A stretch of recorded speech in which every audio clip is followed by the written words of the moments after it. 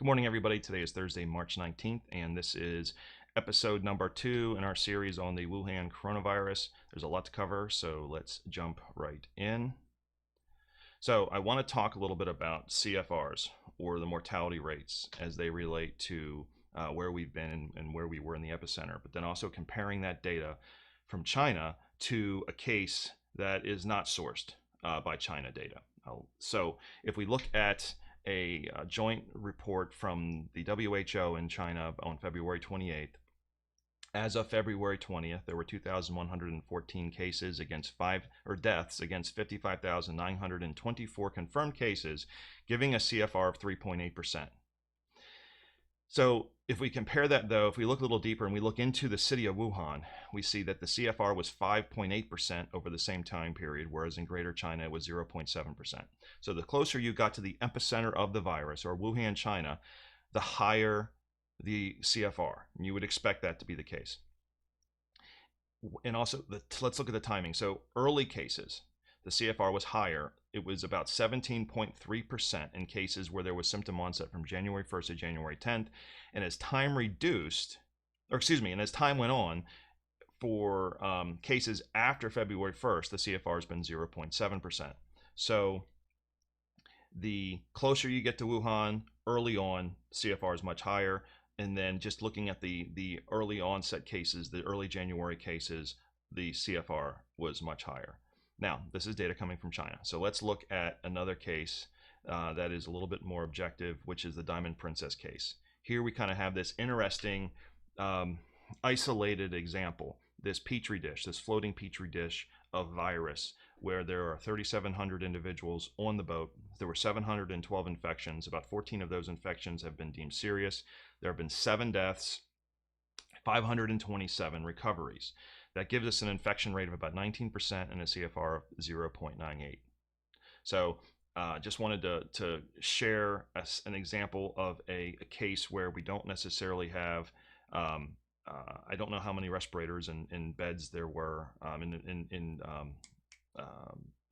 intensive ward beds there are on this ship, but this would be considered a pretty bad case scenario. In fact, Johns Hopkins experts and Dr. Fauci himself have come out and said that this was handled horribly and this was terrible and just a horrible situation. And we still see an infection rate under 20 and a CFR of 0.98. So let's talk containment. So here are 4 simulations run off the Washington Post simulation website that they have put out. Top left-hand corner is no social distancing. Everyone just acts as normal, continues to go on their normal business, and we see a very high peak in the sick rate. If we look at quarantining, that simulation will run up here, and you'll see what the impact of the quarantine was, and then down here we have social distancing, mild social distancing, and severe social distancing. So let's take, pardon me, sorry about that. Let's take a look at what this projection looks like. Again, down here we're going to see very little activity. Up here, normal activity, normal social activity, and then quarantining. And again, we're trying to avoid this situation here where we get the strong peak. We're trying to flatten the curve. And these examples of social distancing seem to do a better job of that.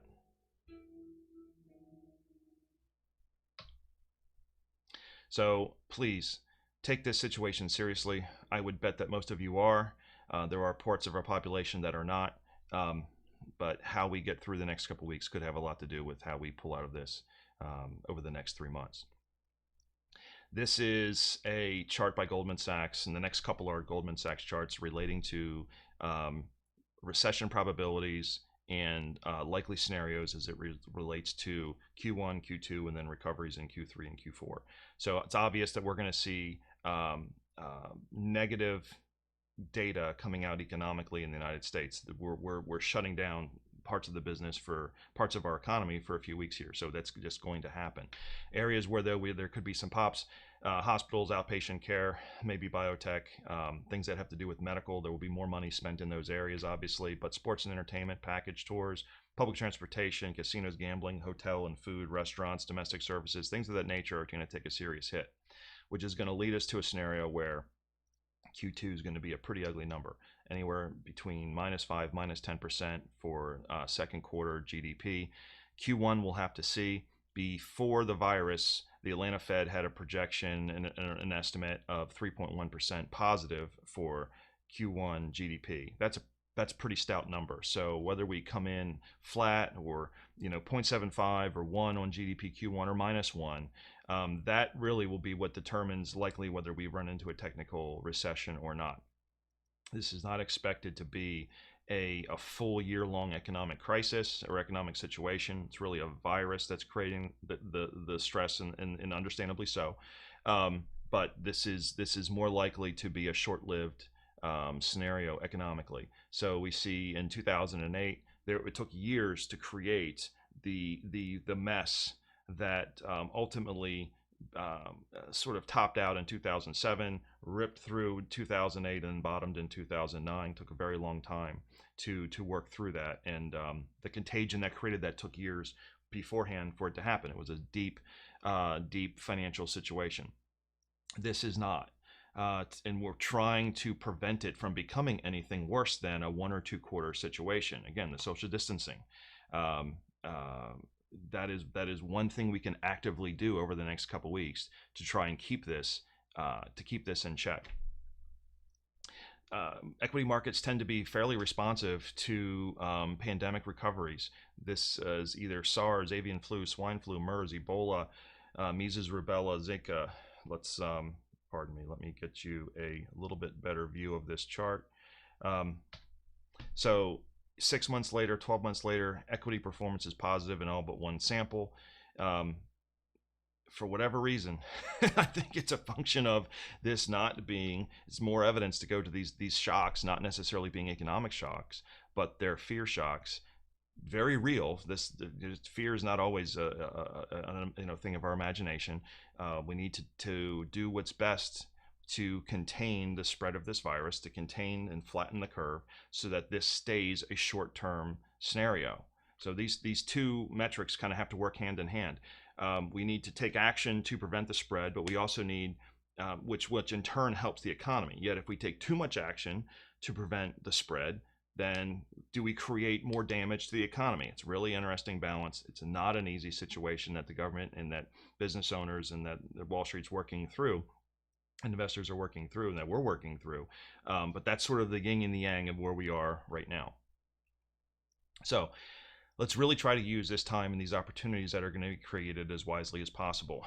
There may be opportunities due to the pullback in stock prices for Roth conversions that didn't exist previously. There could be great gifting opportunities if you're gifting shares to children or grandchildren, or you're gifting shares of your business. Lowering the value of those assets and then gifting them can allow you to give a higher percentage of that asset today. Tax loss harvesting opportunities exist today. There are things we can do in response to where we are, the field position that we are in the economy and in the market, and things technically in equities creates opportunities. All of this fear is creating dislocations. Now, playing defense has not been particularly easy through this. Gold hasn't exactly been popping and going higher. Gold miners have been crushed. Treasuries have provided some relief, but not what you would have expected with the level of fear that we're seeing in markets today. But there are planning opportunities still to be done. I'm looking at individual accounts and individual households as we go through this to see, are there chances, there's definitely opportunities for tax loss harvesting and non-qualified accounts to do that now versus waiting till November and December. Hopefully in November and December, we're managing gains and not managing losses. But for today, tax loss harvesting is something that's going to be applied. Look for small changes, look for small tweaks as we move forward.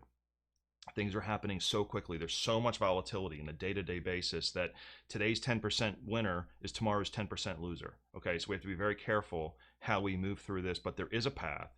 And I'm working every day to identify those dislocations and find the best opportunities for us to move up from here. We're about 10 minutes into this, so let me just be really quick with this last piece. With regard to the social distancing, if you're going a little stir crazy, I get it. I want to give you a little bit of perspective. I've maintained a home office for about 19 years. I'm used to being home and working from home and having these types of things, regardless of where else I've had offices. My wife has been a co-director of a children's ministry for years. Most of her work is done from home. And if you know about our children, we've homeschooled since my 19-year-old son was in second grade. So we're used to being at home. We're used to being effective at home and functional at home and things operating this way. What we're not used to being able to do is go out and have breakfast, lunch, and dinner out, or go out and go see a movie and do those types of things. So that is still a change, even for a household that's completely used to being at home. And completely comfortable and set up for with all the technology and all the resources and all the goodies that you need to be efficient at home. We've got all that, and yet it's still a stressful environment. So throw yourself a bone. It's okay. Do something to let that pressure release. Open the windows, get some fresh air, take a walk, do exercise, eat well. Find the ways that you can get better through this time, and there are ways to do that. Talk to friends, engage, anything that you can do to work through this. But just understand, you're not alone. I understand some of the tension and stress that's potential to come through this. Let's all take a deep breath, and we're going to get through this thing. We're going to get through it together. Okay. So as the credits roll, I found a really neat video on Twitter, and I wanted to share that with you guys at the end. I hope you're all doing well. I'm open for business. I'm available to talk. I'm available to chat, work through these scenarios to exploit these opportunities, and we'll be talking to you soon. Take care.